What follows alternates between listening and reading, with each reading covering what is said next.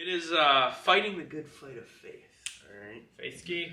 And it's 1 Timothy 6, verse 11. But as for you, O man of God, flee these things. Pursue righteousness, godliness, faith, love, steadfastness, and gentleness. Fight the good fight of the faith.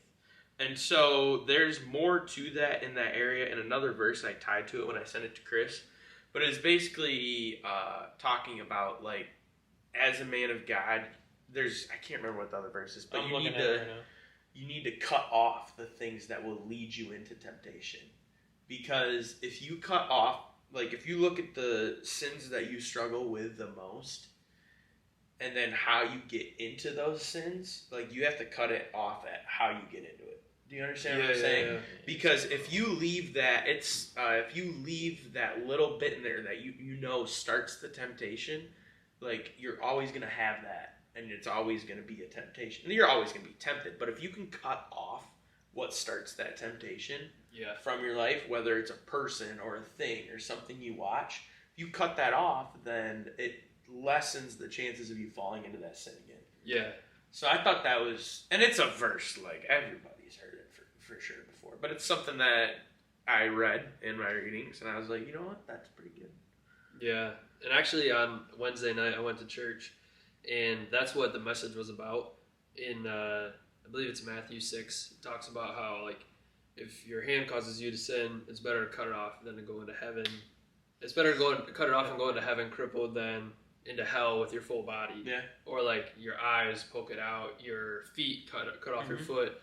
So I kind of like wherever you go, whatever you touch, whatever you see, it would be better to get rid of that thing in your body than it would be to just keep living in it. Yeah.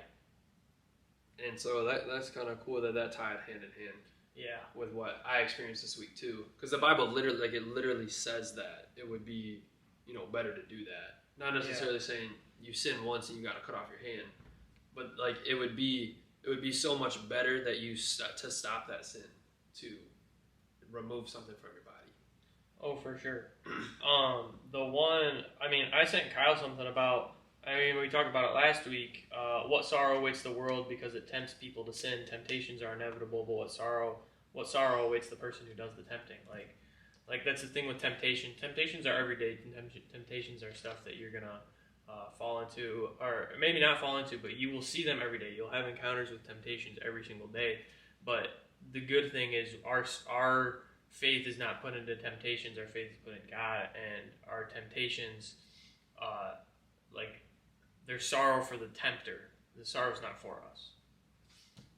Because after the temptations are through, after we get through them, that's where we'll really come to life. If you have something to say? No?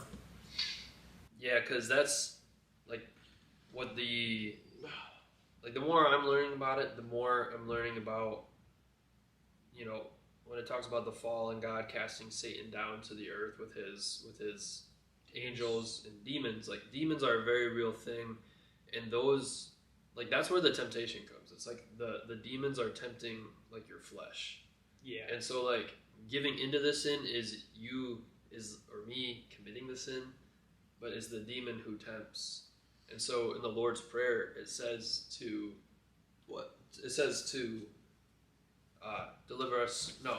lead us not into temptation, deliver us from evil. Yeah. So that's a prayer, the most prominent prayer to pray is asking God to lead you not into temptation and to deliver you from evil, and that evil is those demons. That's what the sin is.